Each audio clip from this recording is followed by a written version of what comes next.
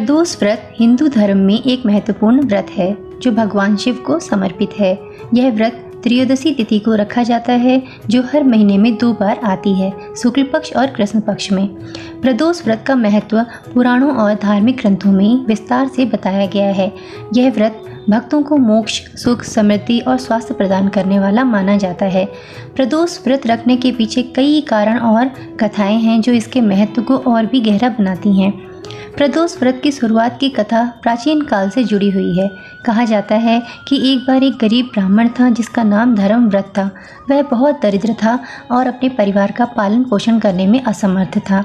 एक दिन उसने भगवान शिव की आराधना करने का निश्चय किया और प्रदोष व्रत का पालन करना शुरू कर दिया।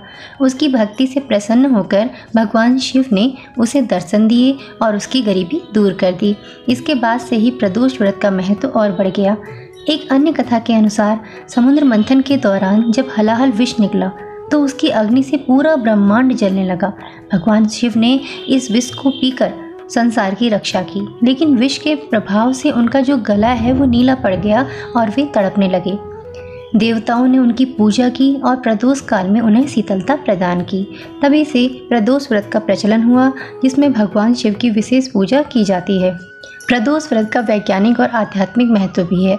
इस दिन विशेष समय में पूजा करने से मनुष्य के अंदर सकारात्मक ऊर्जा का संचार होता है।